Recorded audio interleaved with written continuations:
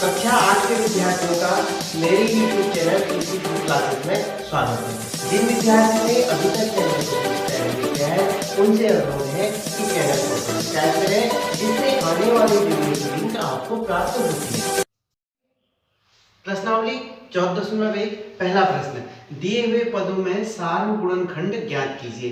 पहला है 12x और 36। दो पद हमें यहाँ पर दे रखे हैं 12x और 36।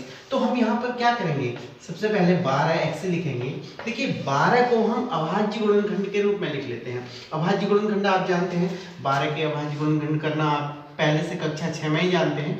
देखिए 2 का भाग दिया, 2 6 12 और 2 3 6 3 एकम 3, अर्थात 12 को हम लिख सकते हैं 2 गुणा 2 गुणा 3। तो 12 को लिख लिया, उसके बाद गुणा x, ये हो गया 12x को हमने इस प्रकार लिख लिया। अब दूसरी लाइन में लिखते हैं 36 को। देखिए 36 के अभाज्य गुणनखंड करना आप जानते हैं। 36 के 2 का भाग दिया, पहले 12 बार दिया, 2 का भाग 6 बार, 2 का भाग 3 बार, फिर 3 का भाग 1 बार। तो ये हो गया 2 गुणा 2 गुणा 2 गुणा 3। ठीक है, अब क्या करेंगे, हम एक अंडरलाइन कर देंगे इसे।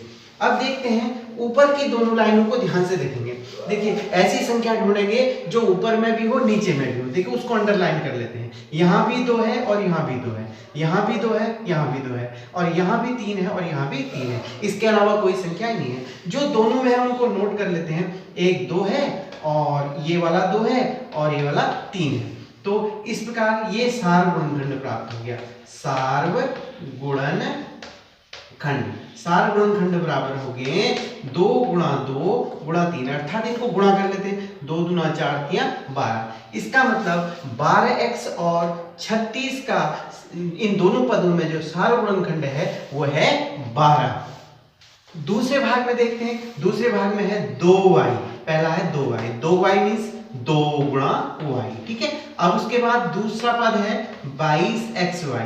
22 को अभाज्य गुणनखंड के रूप में कैसे लिखेंगे, 2 गुणा 11, 11 दूना 22 गुणा x और गुणा y। ठीक है, अब देखिए अब सार्वगुणनखंड हो गया।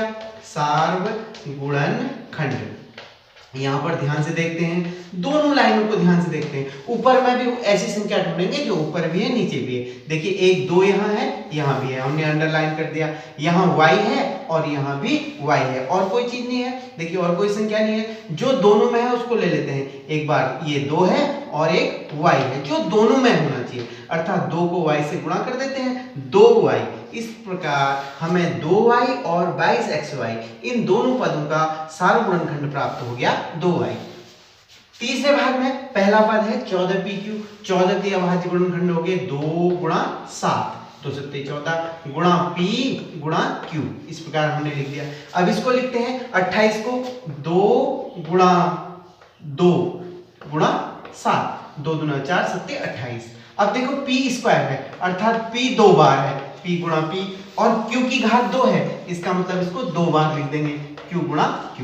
ठीक है, अब देखिए सार्वगुणनखंड प्राप्त करते हैं। सार्वगुणनखंड वही काम करेंगे ऊपर की लाइन में और नीचे की लाइन में, जो दो ऊपर भी होगा नीचे भी होगा। एक 2 है, देखिए, और क्या है, 7 यहाँ भी है, 7 यहाँ भी है, p यहाँ भी है, p यहाँ भी है, q यहाँ भी है, q यहाँ भी है। जो दोनों में है उनको नीचे उतार लेते हैं। ये 2 एक बार लिख लिया और 7 एक बार लिख दिया, गुणा p एक बार लिख दिया, गुणा q एक बार लिख दिया। अब इनको गुणा कर लेते हैं। 2 7 14, 14 है pq, 14 है pq। इन दोनों पदों का सार्वगुणनखंड प्राप्त हो गया। चौथे भाग में 3 पद हैं, एक 2x, एक 3x की घात 2, एक 4। देखिए 2x को हम लिख सकते हैं 2 गुणा x, 3x को लिख सकते हैं 3 गुणा x, और 4 को लिख सकते हैं 2 गुणा 2। ठीक है, अब देखिए अब हमें क्या देखना है, सार्वगुणनखंड प्राप्त करने के लिए हम क्या करेंगे, यहाँ पर थोड़ा सा ध्यान देना है बस। ठीक है, अब ऐसी संख्या ढूंढेंगे जो ऊपर के तीनों लाइनों में होनी चाहिए। देखिए है कोई, यहाँ 2 है, यहाँ 3 है, यहाँ 2 है, मतलब 2 यहाँ सब में नहीं है, x सब में नहीं है। तो इसका मतलब कोई ऐसी संख्या नहीं है जो तीनों में है, अर्थात तीनों में उभयनिष्ठ होनी चाहिए, कुछ नहीं है। तो इसका मतलब सार्वगुणनखंड प्राप्त हो गया 1। पांचवें भाग में आते हैं। पांचवें में पुनः तीन पद हमारे पास। पहला पद है 6abc, 6 को हम अभाज्य गुणनखंड के रूप में लिखेंगे 2 गुणा 3, 2 3 6, a गुणा b गुणा c। अब 24 को लिखते हैं दूसरे पद में 24, a b की घात 2 है, 24 को हम लिखते हैं 2 दूना 4 दूना 8 तिया 24 और a गुणा b गुणा b 2 बार है। इसी प्रकार 12 को देखिए, 12 को लिखेंगे 2 दूना 4 तिया 12, ठीक है, ये अभाज्य गुणनखंड हो गए। अब a गुणा a 2 बार है और गुणा b। अब देखते हैं ऐसी संख्या ढूंढते हैं जो तीनों में उभयनिष्ठ हो, तीनों मान लीजिए, 1 2 है, देखिए अंडरलाइन कर लेते हैं हम, 3 है, यहाँ भी है, यहाँ भी है और यहाँ भी है, ठीक है, a यहाँ भी है, यहाँ भी है, यहाँ भी है, b यहाँ भी है, ये इसमें भी है, ठीक है। जो उभयनिष्ठ है उनको हम नीचे लिख लेते हैं, एक 2 हो गया और एक 3 हो गया और एक ये a हो गया और b हो गया और c यहाँ पर है लेकिन यहाँ नहीं है, यहाँ नहीं है। अब देखिए इनको गुणा कर देते हैं, 2 3 6ab, 6ab, 6ab, इन तीनों पदों का सार गुणनखंड प्राप्त हो गया।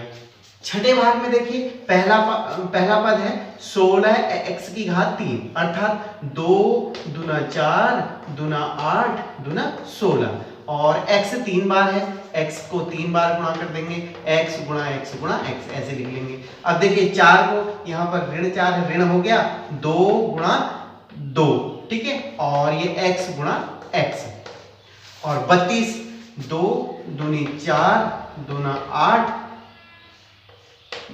दूना 16 दूना 32 और गुणा x।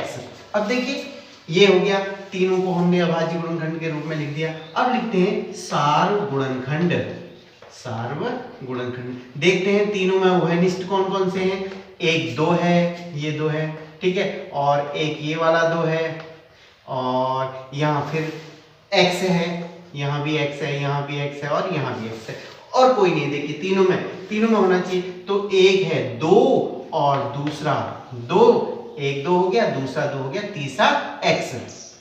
तीसरा हो गया x। अब इनको गुणा कर देते हैं, 2 दूना 4 4x, अर्थात 16x की घात 3 ऋण 4x की घात 2 और 32x, इन तीनों पदों का जो सार गुणनखंड प्राप्त हुआ वो 4x प्राप्त हुआ। सातवें भाग में 10pq हम लिखेंगे 2 गुणा 5 गुणा p गुणा q, ठीक है, और 20qr को लिखेंगे 2 दूना 4 पंचे 20 गुणा q गुणा r। और अब तीसरा पद है 30rq, इसको हम लिखेंगे 2 3 6 पंचे 30 और गुणा r गुणा p, ठीक है। अब देखते हैं तीनों में उभयनिष्ठ क्या है, एक तो 2 है उसको अंडरलाइन कर लेते हैं और एक 5 है अंडरलाइन कर लेते हैं और p यहाँ है, यहाँ नहीं है, यहाँ नहीं है, q यहाँ है, यहाँ है, यहाँ नहीं है और r इन दोनों में। इसका मतलब क्या है, उभयनिष्ठ केवल 2 है और 5 है, 2 पंचे 10, अर्थात तीनों का जो सार गुणनखंड प्राप्त हो गया 10। पहले प्रश्न के अंतिम भाग में 3 गुणा x गुणा y को 3 बार लिखेंगे, y की घात 3 है यहाँ पर, ठीक है, और अगला पद है 10 x की घात 3 y की घात 2, इसको हम लिखेंगे 2 पंचे 10 और x को लिख देंगे 3 बार और y को लिखेंगे 2 बार, ठीक है। और यहाँ पर देखिए 6x की घात 2 y की घात 2 z और ये हो गया 6 को हम लिख सकते हैं 2 गुणा 3 गुणा x को 2 बार और y को 2 बार और z को 1 बार। अब देखते हैं उभयनिष्ठ क्या है, ये 3 नहीं है, 2 नहीं है, एक x है, ये वाला x है और ये वाला x है दूसरा, ठीक है, उभयनिष्ठ। अब देखिए y यहाँ भी है, यहाँ भी है, यहाँ भी है, एक y और है, ये भी है, ये भी है, ये भी है और देखिए और कहीं पर उभयनिष्ठ z एक ही बार है। तो जो उभयनिष्ठ गुणनखंड है वो क्या है, एक है x गुणा दूसरा है x और तीसरा है y और चौथा है y, ठीक है। तो ये हो गया x स्क्वायर y स्क्वायर। तो तीनों पदों का जो उभयनिष्ठ गुणनखंड अर्थात सार गुणनखंड, सार मीन्स उभयनिष्ठ गुणनखंड प्राप्त हो गया x स्क्वायर y स्क्वायर।